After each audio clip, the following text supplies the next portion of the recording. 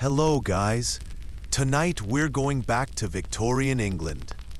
Before we dive into this world of secrets and history, don't forget to like the video and subscribe to the channel, but only if you really enjoy our travels together. Beneath the flicker of gaslight and the constant hum of carriages, Victorian London was a city of striking contrasts. Splendor and squalor stood side by side, glittering parlors where aristocrats sipped tea and whispered political secrets, and shadowy alleys where the desperate fought for survival. This was an age of reformers and revolutionaries, of choking smog and groundbreaking discoveries, of lives lived on the knife's edge between fortune and despair. Shadows of Victorian London, crime, class, and survival in the 19th century takes you deep into the heart of that world. From the terror of Jack the Ripper's Whitechapel to the foul reek of the Great Stink. From the weary climb of the child chimney sweep to the quiet heroism of Florence Nightingale. These stories reveal the struggles, scandals, and small triumphs of a society wrestling with its own conscience. Here, in the grime and grandeur of the 19th century, we glimpse the raw humanity that shaped the modern age. The year was 1888. In the heart of London, the East End lay shrouded in smoke, fog, and the dim glow of gas lamps. Whitechapel was a district of crowded lodging houses, narrow alleys, and grim poverty. The streets were alive at night, not with wealth and comfort, but with desperation. Dock workers, costermongers, pickpockets, and women forced into prostitution by hunger moved through the darkness. It was here, in these gaslit streets, that a shadow emerged, a figure who would become the most infamous killer in history, Jack the Ripper. Whitechapel was unlike the grand boulevards of West London. Here, narrow courts branched off from main roads like veins. Buildings leaned inward, their bricks blackened with soot. Lodging houses crammed 20 or 30 people into a single room. The gas lamps along Whitechapel Road gave off a weak, flickering glow, creating more shadow than light. At night, the air was heavy with coal smoke and the smell of cheap gin from the pubs. To many middle-class Londoners, the East End was a world apart, a place of crime and vice, spoken of in tones of fear. Journalists often described it as a jungle of humanity, a place beyond law and order. And yet, thousands lived there, trying to survive each day. In the late summer of 1888, the unease of Whitechapel turned into terror. Women who lived on the margins of society, Mary Ann Nichols, Annie Chapman, Elizabeth Stride, Catherine Eddowes, and Mary Jane Kelly, became the Ripper's victims. Their bodies were found in the early hours, mutilated in ways that shocked even hardened police officers. The murders revealed the vulnerability of women, forced to walk the streets at night for survival. They also exposed the inability of Victorian law enforcement to control the dark corners of the city. Constables patrolled the streets, but the killer always struck and vanished, leaving behind only silence and fear. The gas lamps became a symbol of dread. Their pale light barely reached into alleys, and their flickering made shadows dance like phantoms. To walk alone at night was to gamble with death. Lodging house keepers locked doors earlier. Prostitutes huddled together for safety, yet still had to venture out, for hunger was as deadly as the Ripper. Residents reported footsteps behind them, the scrape of boots on cobblestones, a figure vanishing just out of sight. Every stranger became a suspect. Every shadow seemed to conceal the Ripper. If the murders themselves filled Whitechapel with fear, the newspapers spread that fear across the entire nation. Victorian journalism thrived on sensationalism, and Jack the Ripper's crimes provided the perfect storm. Bold headlines screamed from the front pages: "Ghastly murder in Whitechapel," and "Another horrible outrage." Illustrations showed gaslit alleys, dark figures, and terrified women. Readers devoured every detail, from the positions of the bodies to the supposed surgical skill of the killer. The press invented nicknames: the Whitechapel Fiend, the Leather Apron, before finally settling on the chilling name that would endure: Jack the Ripper. In September 1888, letters arrived at police stations and news offices, allegedly from the killer himself. Written in red ink, some mocked the police, others promised more murders.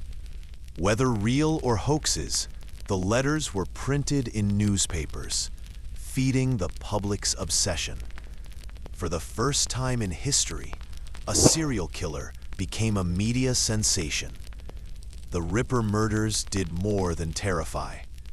They highlighted the stark divide between rich and poor in Victorian London. While the West End enjoyed glittering theaters and fashionable gaslit streets, the East End remained a world of darkness, overcrowding, and crime. Politicians faced pressure to address poverty, sanitation, and policing. In Whitechapel, life became unbearable. Women feared venturing out, men were suspected by neighbors, and police were met with scorn. Detectives worked tirelessly, but the Ripper always seemed one step ahead. Each new murder deepened the panic and the mystery. By the end of 1888, the killings stopped as suddenly as they had begun. The Ripper vanished into history. His identity never revealed, but the impact lingered. Whitechapel was no longer just another poor district. It had become a place synonymous with horror. The gaslit streets, once ordinary, were now haunted by memory. Newspapers had transformed the Ripper into a household name, a figure whose legend would outlast his crimes. The fear in Whitechapel became part of London's story, echoing through novels, plays, films, and endless speculation. Jack the Ripper's London was a city of contrasts. Gas lamps glowing on wet cobblestones, wealth and poverty side by side, order and chaos coexisting uneasily. The terror in Whitechapel was not only about a murderer in the shadows, but also about what he revealed. A city where thousands lived in conditions so desperate that the appearance of a phantom killer seemed almost inevitable. And in the end, it was not just the women of Whitechapel who were stalked by fear. It was London itself, trapped between light and shadow, its streets forever changed by the ghostly figure who walked unseen beneath the flickering gas lamps. The summer of 1858 was unusually hot in London. The air hung heavy over the sprawling city, and as the temperature rose, so too did a smell, a stench so overpowering that it brought the capital of the British Empire to its knees. This was no ordinary foul odor. It was the Great Stink, the moment when the River Thames, London's lifeline, became a reeking cesspool that could no longer be ignored. For centuries, The Thames had been London's heart. Its waters carried ships from across the world, brought food into the city, and served as a highway of commerce.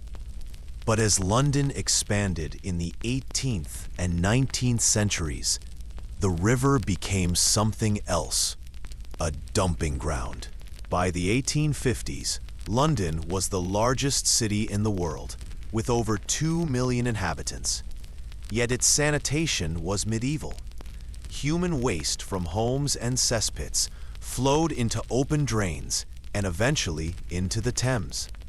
Tanneries, slaughterhouses, breweries, and factories all emptied their refuse directly into the river. Dead animals, rotting food, and industrial byproducts mixed with raw sewage. For years, the problem was ignored or tolerated. After all, the Thames always flowed, and many believed the water would cleanse itself. But as the population grew, the river became little more than an open sewer. The filth of the Thames was not merely unpleasant, it was deadly. London suffered repeated outbreaks of cholera in 1832, 1848, 1854, and again in 1857. Thousands died in each epidemic. At the time, most doctors believed in the miasma theory, the idea that disease was spread through foul air, not contaminated water. In 1854, Dr. John Snow had proved that cholera spread through water, tracing an outbreak to a contaminated pump in Soho. But his findings were dismissed by many officials. As far as most were concerned, the river was foul but not fatal, just another unpleasant fact of urban life. That belief would not last the summer of 1858. The heat wave of June and July baked London under relentless sun. As the river shrank and slowed, its banks oozed with black mud and floating waste. Gas from decaying sewage bubbled to the surface. The stench rolled across bridges, seeped into homes, and clung to clothing. Newspapers described the smell in colorful detail, a fetid, nauseous compound of all that is most disgusting. Ordinary Londoners held handkerchiefs soaked in vinegar or pressed flowers to their noses. Clerks along the river covered windows with sheets soaked in lime chloride. But the worst affected was the very heart of government. The Palace of Westminster, Parliament itself, sat directly on the banks of the Thames. The lawmakers of the empire could hardly sit in their chambers. The smell invaded through every window and corridor. One member of Parliament described it as a Stygian pool, reeking with ineffable and unbearable horror. Curtains were soaked with chemicals to try to block the odor, but nothing worked. The Thames had become impossible to ignore. By July, Parliament was in crisis. Some members demanded the House be moved entirely to another location. Others feared that the stench would carry pestilence straight into the lungs of the nation's rulers. For the first time, those who had long ignored the plight of London's poor were personally affected. The panic forced action.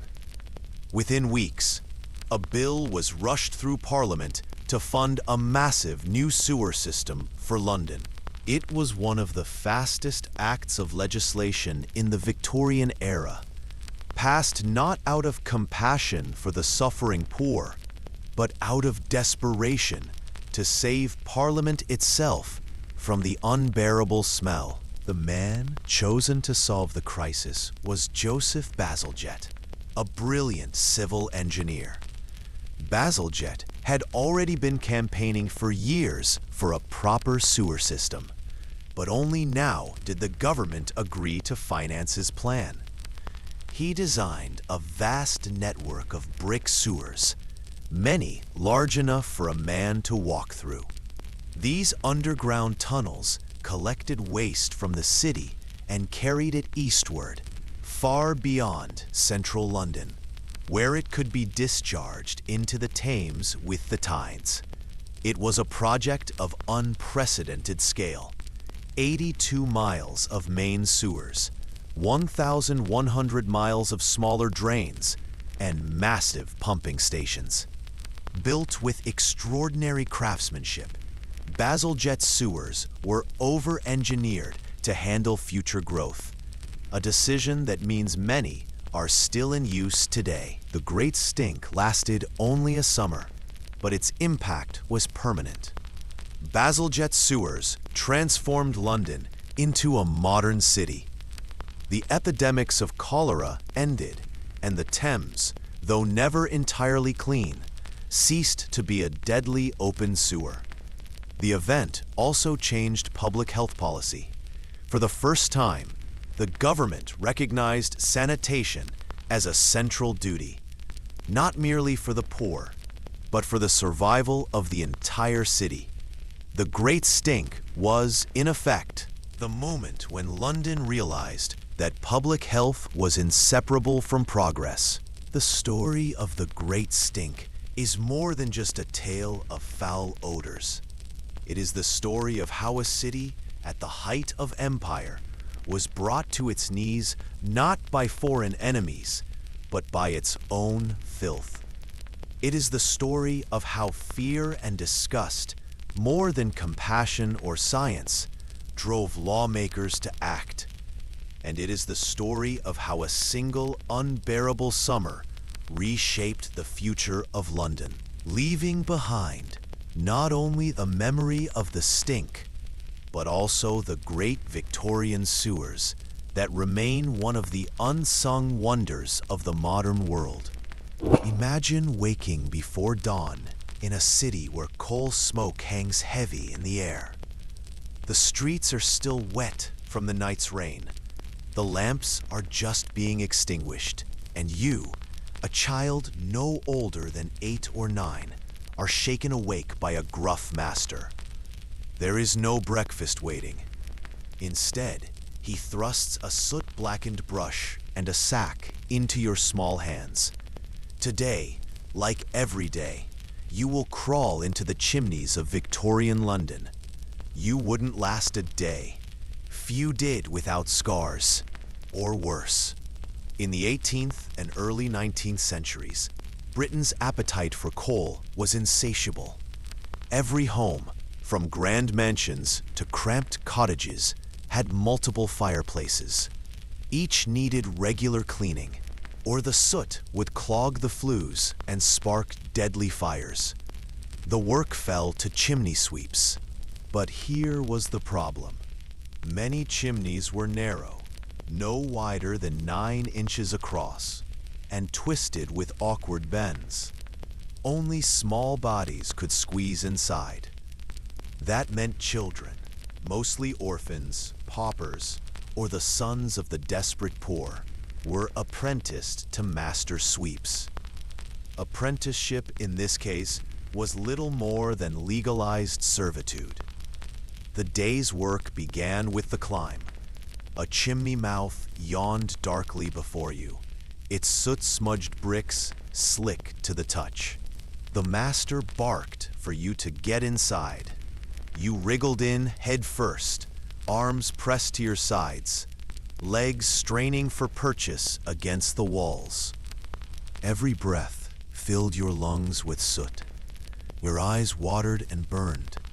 The air inside the flue was hot, still, and suffocating.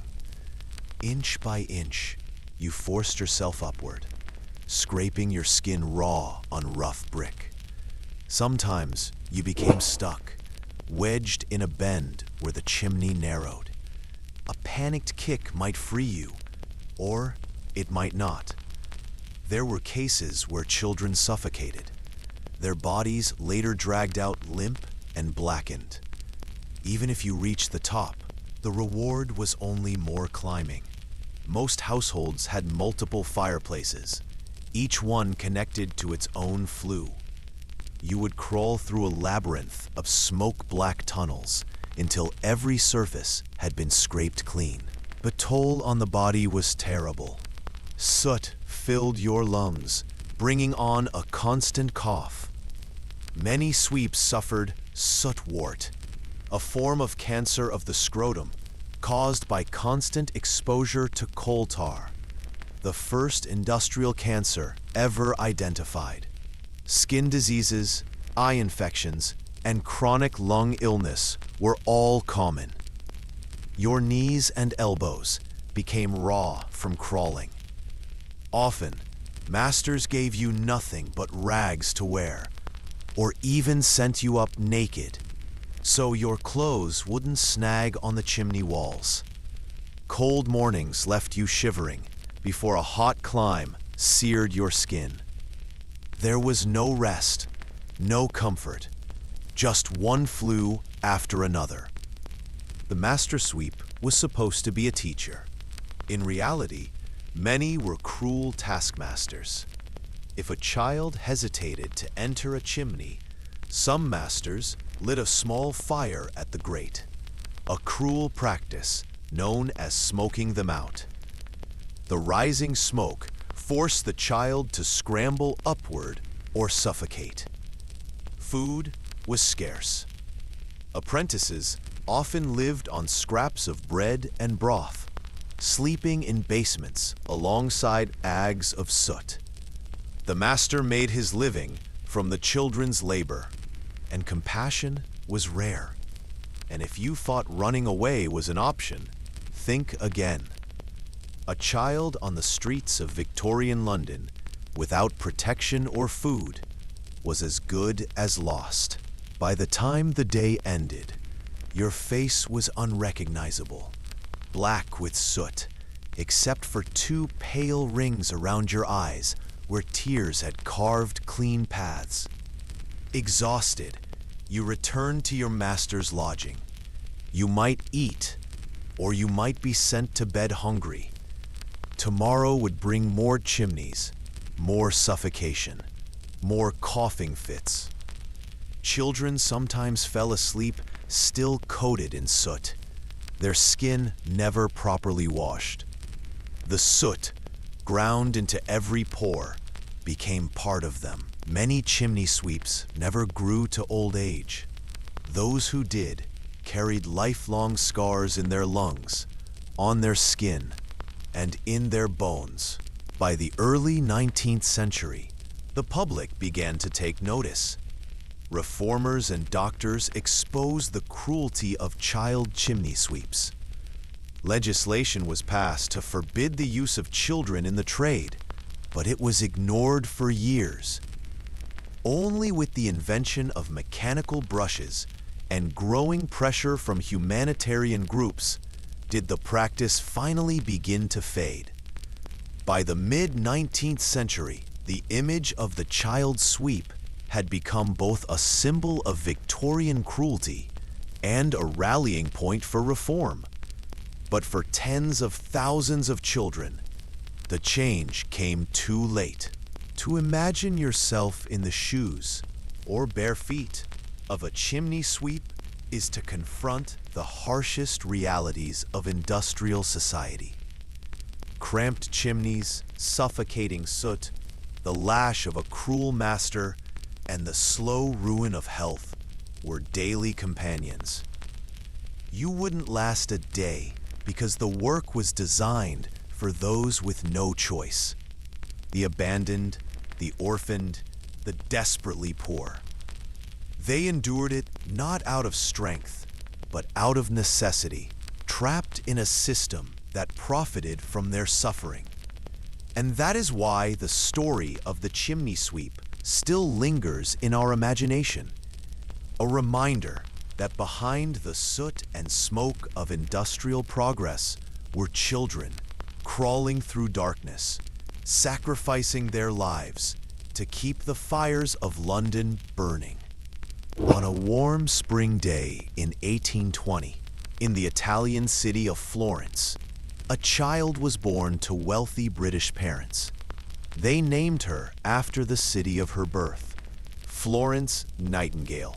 No one could have guessed that this girl, raised in privilege and refinement, would one day walk the blood-soaked wards of military hospitals and change the very meaning of nursing. Her life was curious, not because she was born to high society, but because she turned her back on it. Florence's early years were spent not in hardship, but in comfort. Her father, William Nightingale, was a wealthy landowner, educated at Cambridge, with a keen interest in philosophy, science, and literature. Florence and her older sister, Parthenope, grew up surrounded by books, tutors, and the genteel expectations of the English upper class. As a young woman, Florence was expected to marry well, attend parties, and preside over a fine household. But she was restless. She found drawing rooms and polite conversations stifling. More than once, she confided in her journals a sense of being called to a greater purpose. At the age of 17, she even wrote that God had spoken to her, commanding her to dedicate her life to service. The idea horrified her family. Nursing in early Victorian England was not a profession for ladies. Nurses were often poor, untrained, even drunk. For a young woman of Florence's class, to pursue nursing was considered scandalous. But Florence was not one to be easily swayed. Throughout her 20s, Florence studied medicine and nursing in secret, reading medical reports and statistics. In 1844, she began visiting hospitals and workhouses, where the conditions shocked her. Dirty wards, careless treatment, and suffering ignored. She sought formal training, and despite her family's objections, traveled to Germany to study at a Protestant hospital in Kaiserswerth. There, she learned the basics of nursing: discipline, cleanliness, and compassion. It was a turning point. When she returned to England, Florence began to carve out a reputation as a reformer. She became superintendent of a London hospital for gentlewomen, where her efficiency and strict standards impressed even her critics. Still, her true test was yet to come. In 1854, war erupted in Crimea between Russia and an alliance of Britain, France, and the Ottoman Empire. Reports soon reached London of appalling conditions in the British field hospitals. Soldiers who survived battle often died of disease, infection, and neglect. When the Minister of War, Sidney Herbert, a friend of Florence, asked for her help, she seized the opportunity. Accompanied by a team of nurses, she traveled to the military hospital at Scutari, near Constantinople. What she found was worse than anyone had imagined. The hospital was overcrowded, filthy, and infested with vermin. Wounded men lay on bare floors without blankets. Supplies were scarce, and sanitation was almost non-existent. Diseases like cholera and typhus killed far more soldiers than Russian bullets. Florence set to work immediately. She demanded proper sanitation, organized laundry services, improved ventilation, and secured clean bandages and fresh food. She brought discipline and compassion to a place of despair. At night, she walked the wards with a lamp in her hand, checking on the wounded. The soldiers began to call her the lady with the lamp. To men who had thought themselves forgotten, her presence was a symbol of care and hope. Yet Florence was not only a nurse with a lamp. She was a scientist at heart, with a talent for mathematics and statistics. She meticulously recorded death rates, causes of disease, and the impact of her reforms. The numbers were startling. Before her changes, soldiers in Scutari died at a rate higher than those fighting at the front. After sanitation was introduced, the death rate plummeted. She returned to England with evidence, not just compassion, but proof that hygiene and organization saved lives. Her use of data was groundbreaking.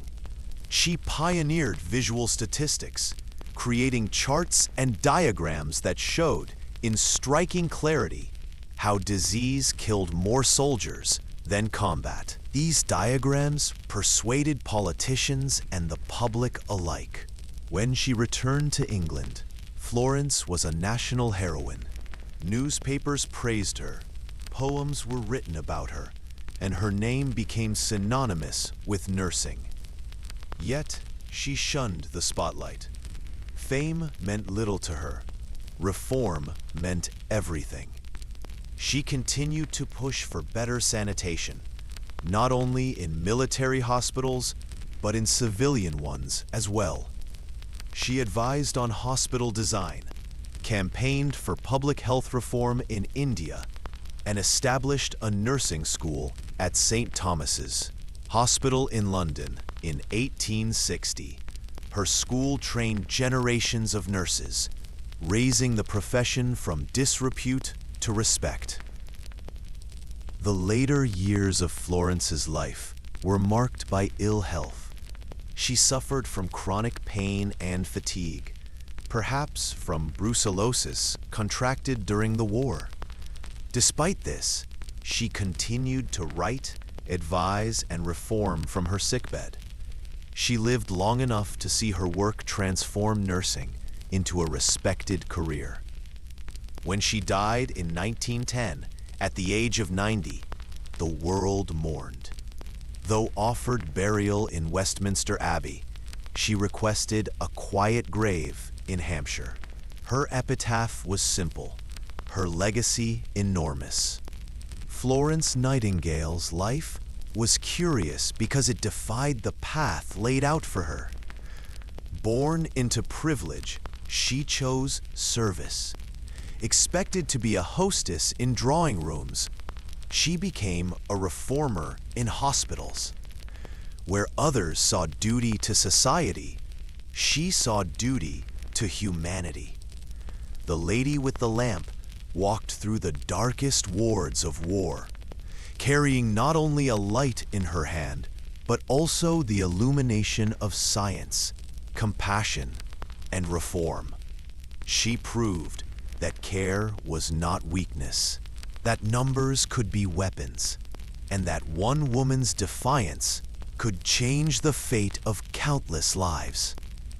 Picture London in the late 19th century. The carriages clatter along cobblestone streets, footmen in livery stand to attention at townhouses in Belgravia and Mayfair, and the scent of coal smoke mixes with that of fresh horse manure. Inside one of these grand homes, however, the world is very different. It is warm, perfumed, and hushed. The hour is 4 o'clock. It is time for afternoon tea. For the British aristocracy, tea was never just about refreshment. It was a performance, one woven with etiquette, corseted elegance, and whispers of politics that mattered as much as anything spoken in the House of Commons. The drawing room where tea was served was often designed to impress. Tall windows admitted soft daylight, filtered through lace curtains. Chairs upholstered in silk or damask were arranged in small conversational circles. At the center stood a low table, laid with a linen cloth, on which rested the polished silver tea service and fine china, perhaps from Meissen, Sèvres, or Wedgwood, depending on the hostess's wealth and taste.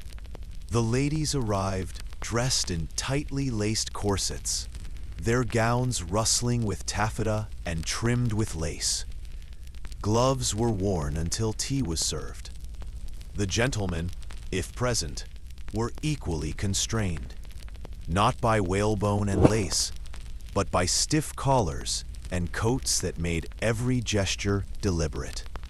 The air was thick with unspoken rules. The ritual was governed by codes as intricate as the patterns on the porcelain cups. The hostess poured the tea herself, for to delegate this role to a servant was considered impolite.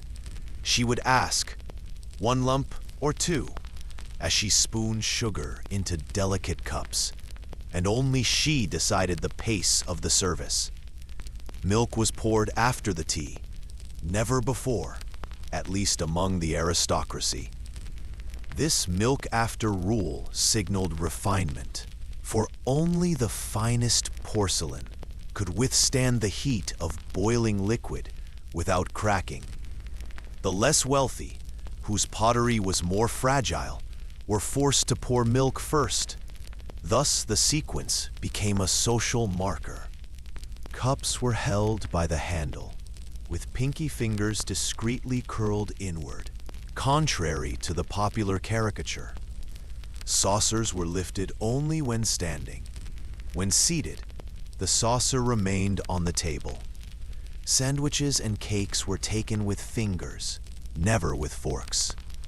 Every gesture mattered, for etiquette was not simply about manners. It was a language of status. Beneath the calm ritual lay the physical strain of appearance. Ladies sat upright, their corsets cinching waists into fashionable silhouettes, but also restricting breath. To lean or slouch was unthinkable. Conversation was carried on in controlled tones, smiles held in place, even as the stays beneath their gowns pressed ribs and lungs.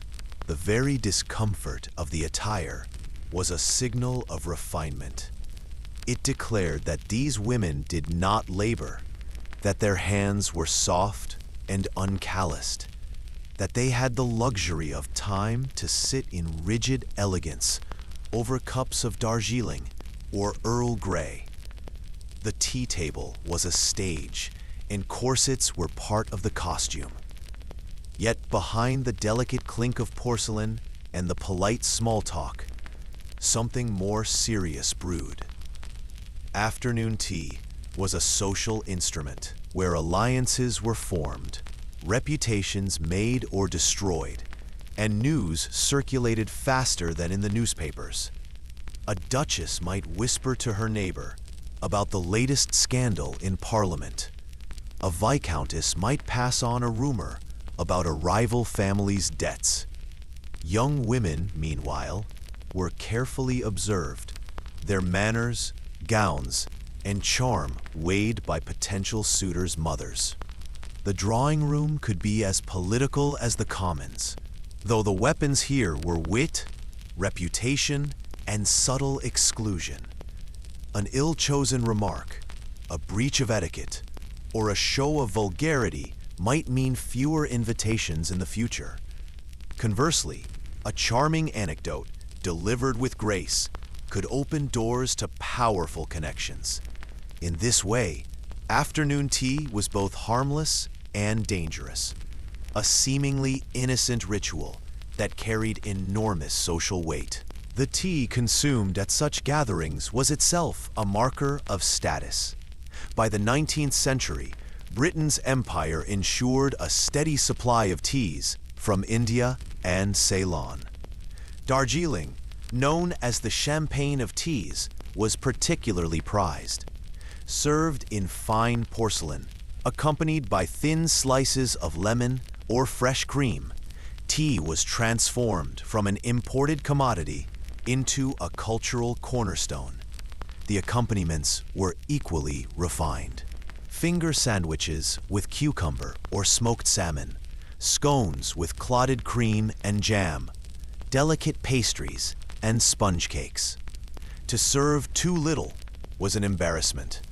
To serve too much was considered gauche.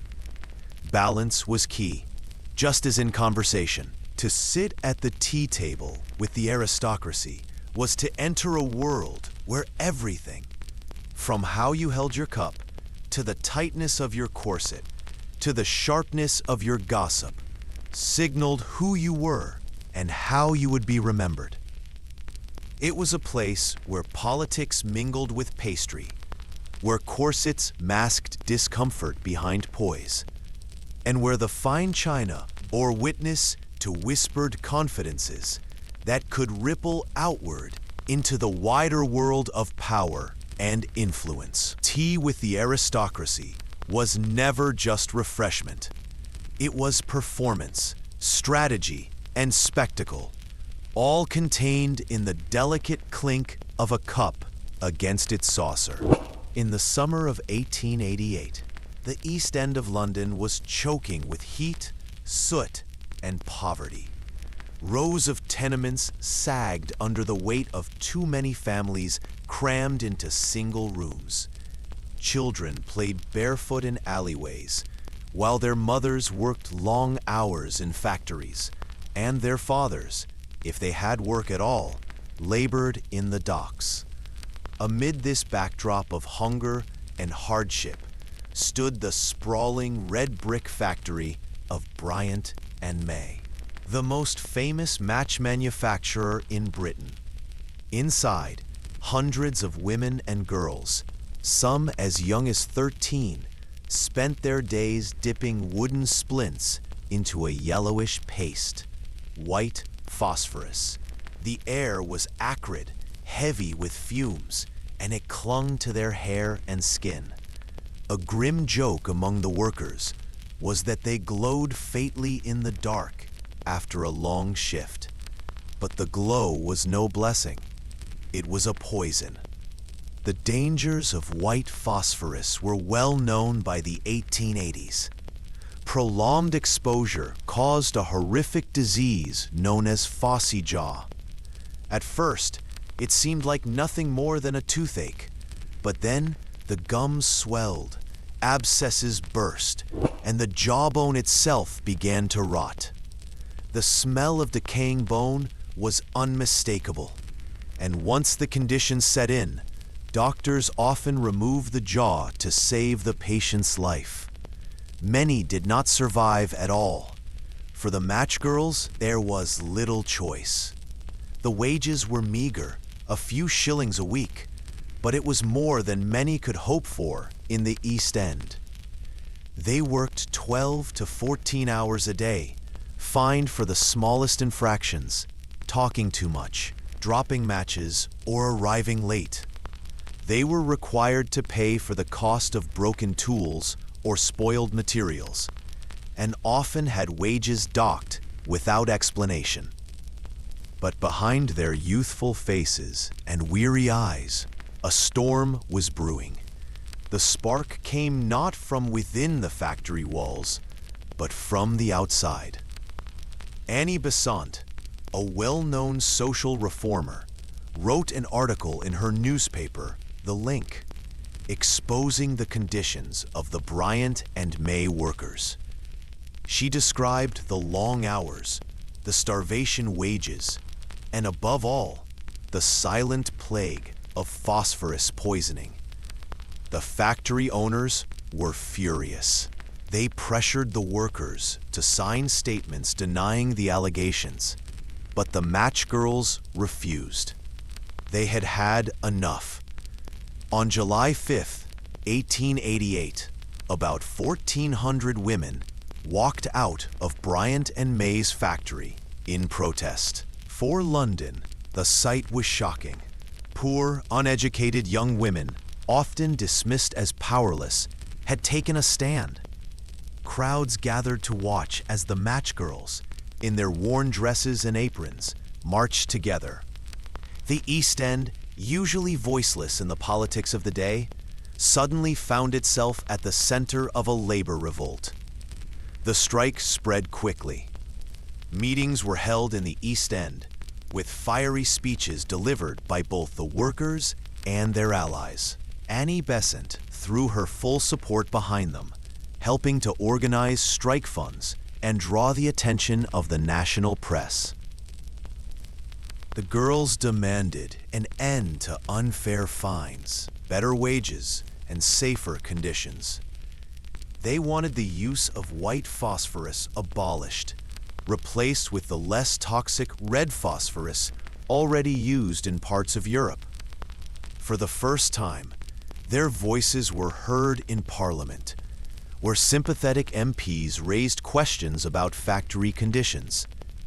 Newspapers that once ignored the plight of the East End now published daily reports on the strike. Public opinion began to shift in favor of the workers, and Bryant and May, once untouchable, found itself under intense scrutiny. After just 3 weeks, the Match Girls won a significant victory. The company agreed to abolish unfair fines and improve working conditions. It was not the complete triumph they dreamed of. White phosphorus would not be fully banned in Britain until 1910, but it was a breakthrough. For the first time, a group of unskilled female workers had forced one of the most powerful companies in the country to the bargaining table. The strike inspired more than just factory reforms. It marked a turning point in the history of labor rights. Within months, the Match Girls Union was formed, one of the first trade unions in Britain, led by women. Their courage helped pave the way for the great wave of union organizing that followed, influencing dock workers, gas workers, and countless others across the country. The Match Girls were not trained activists, nor were they politicians. They were ordinary young women, many illiterate, who worked themselves to exhaustion in exchange for wages that barely kept hunger at bay. Yet, in July 1888, they became something extraordinary, a collective force that challenged exploitation and demanded dignity. The streets of Whitechapel, usually associated with crime and despair, became the birthplace of a new chapter in British labor history. And while the smell of phosphorus and poverty lingered for years, the strike proved that even the most marginalized could resist and sometimes win. The Match Girls lit more than matches. They lit the flame of labor rights. The Industrial Revolution transformed Britain in the 18th and 19th centuries, painting the landscape with smoking chimneys, roaring steam engines, and vast brick mills that loomed over once quiet villages. But inside those mills, particularly the textile factories that powered the empire, was another world entirely.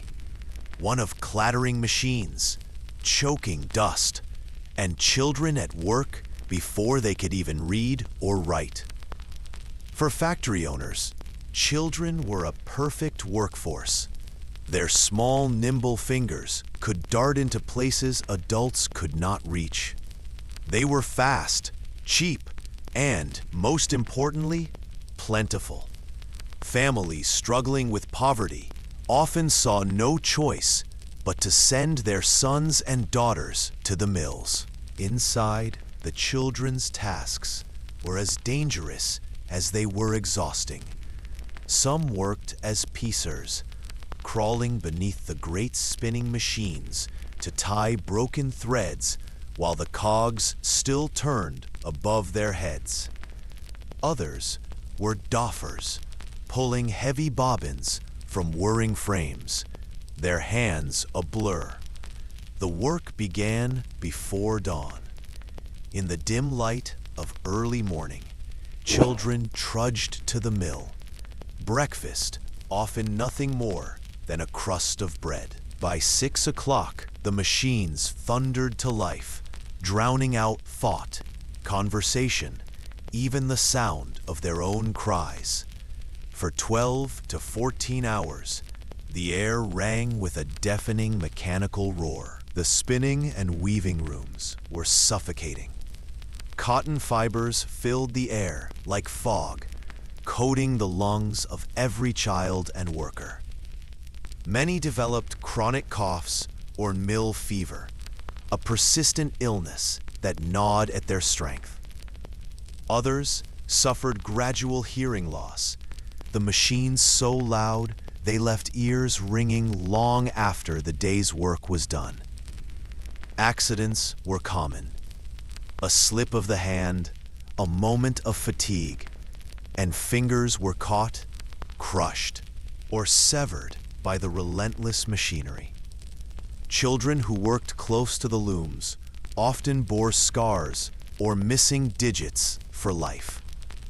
And because many were barefoot, shoes being a luxury, their feet were vulnerable to splinters, nails, or even the iron tread of a passing wheel. Yet for all this, the wages were pitiful. A child might earn just a shilling a week, barely enough to buy food for a day. Factory owners justified it by claiming they were teaching discipline and keeping idle children from crime. The mills were ruled by overseers with sticks and whips. A child who nodded off from exhaustion might be beaten awake. One who faltered in speed could have their pay docked. Late arrivals were sometimes forced to work unpaid hours as punishment. In some factories, children who arrived with dirty faces were made to wash in front of the others, a public shaming meant to enforce discipline. In others, fines were levied for the smallest mistakes, a dropped bobbin, a knot tied poorly. The result was a system that combined relentless labor with constant fear, a childhood not of play, but of survival. But outside the walls of the mills, whispers of change were stirring. Writers, doctors, and reformers began to expose the brutal conditions endured by child laborers. Reports to Parliament revealed the shocking reality. Children as young as 5 or 6 working 14-hour shifts, falling asleep at their machines, or crippled by accidents before their teenage years. Campaigners like Lord Ashley, later the Earl of Shaftesbury, and reforming factory inspectors brought the plight of these children into the public eye. They published testimony that horrified Victorian society. Little girls with curved spines from stooping all day, boys coughing up blood from cotton dust, families burying their children before they turned 12. Their efforts led to the Factory Acts, a series of laws passed throughout the 19th century. The early acts were weak, often poorly enforced, but each one chipped away at the system. Hours for children were gradually reduced, night work restricted, and schooling made compulsory. Change did not come overnight.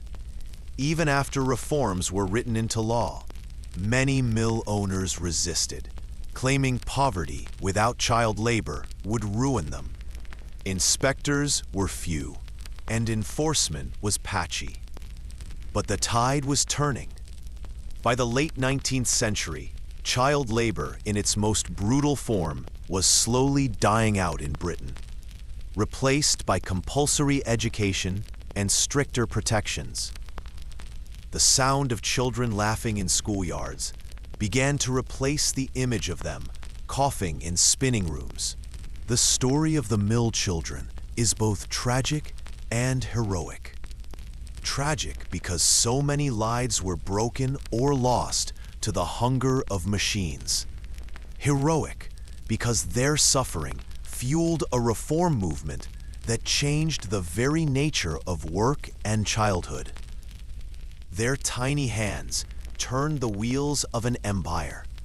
Their tired eyes saw the birth of modern industry, and their cries, once muffled by the roar of looms, echoed loudly enough to awaken a nation's conscience. Today, the textile mills stand silent or turned into museums, their bricks red against the sky. But if you listen carefully, you can almost hear the hum of machines and the patter of small bare feet on wooden floors. A reminder of the children whose stolen childhoods forced the world to rethink what labor should mean. The workhouse was one of the most feared institutions of 19th century Britain. It was meant to be a refuge for the destitute, but in reality, it was a place of last resort, where the price of shelter was often the loss of freedom, family, and dignity. Under the poor laws, it was here that the poorest of the poor, the widow, the orphan, the elderly, and the unemployed, came to survive. Yet to survive meant to accept a life stripped bare of comfort and compassion.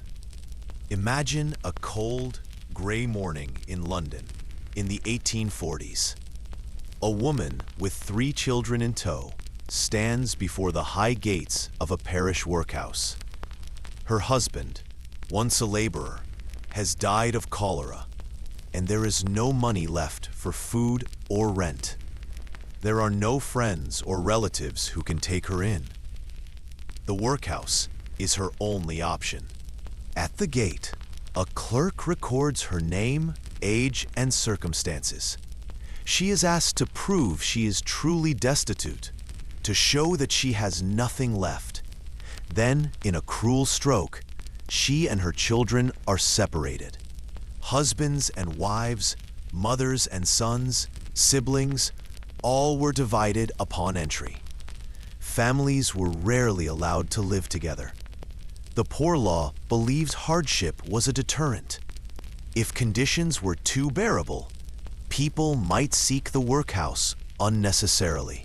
The woman's children are led away to the boys' ward and girls' ward, while she is placed in the women's quarters.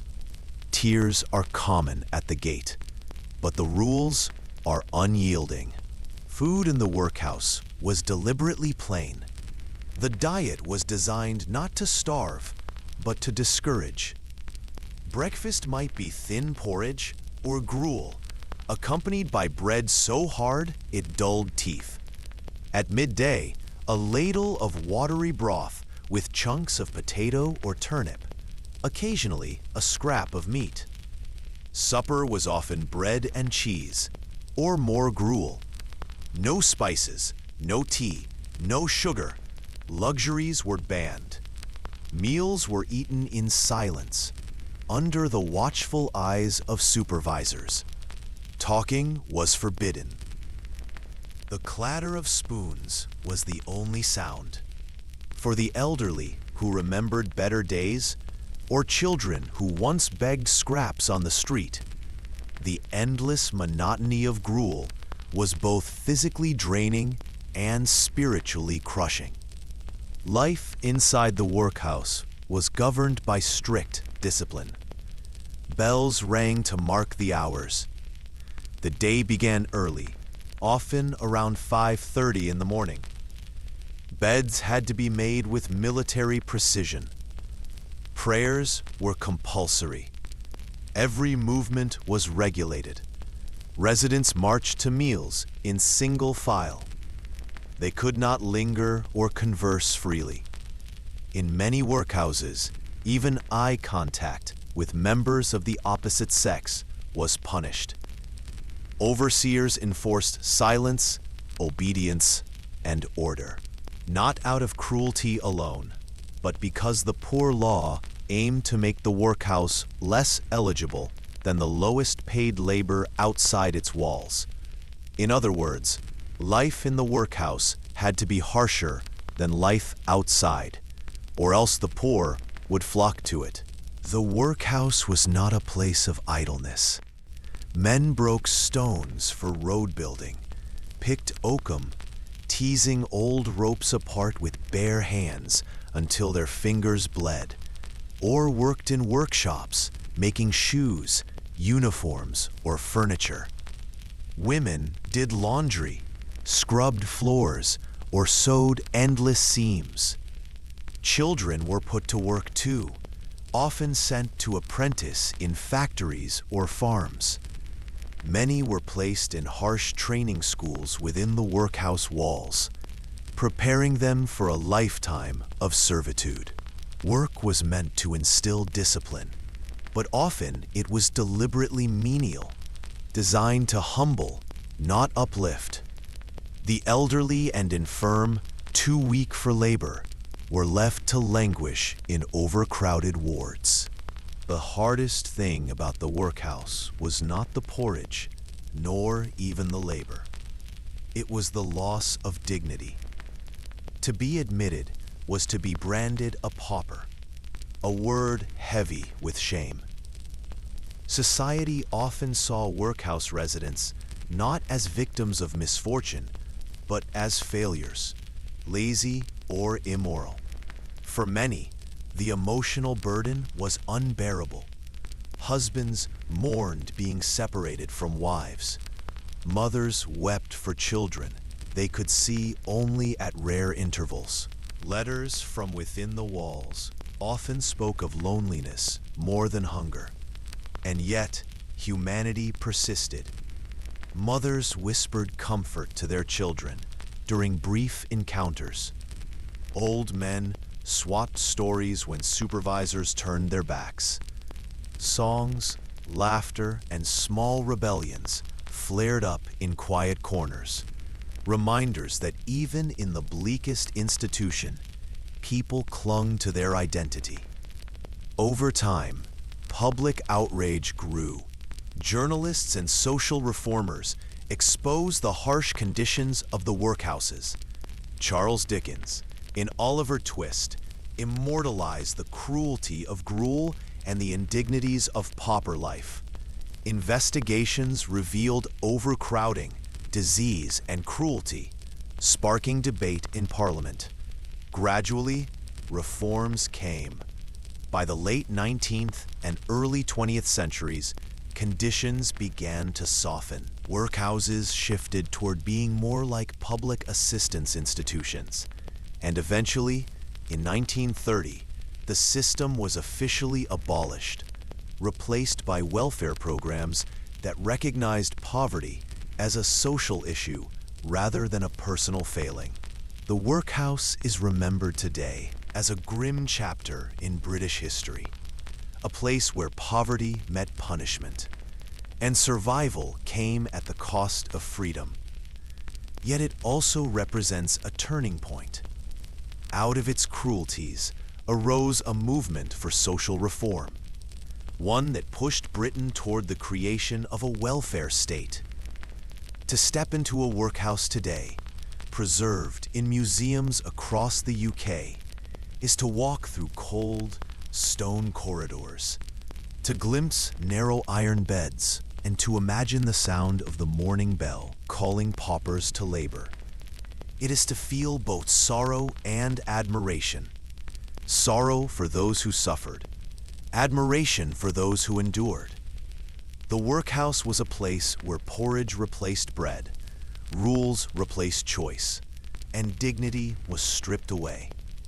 But it was also where the seeds of compassion and reform were sown.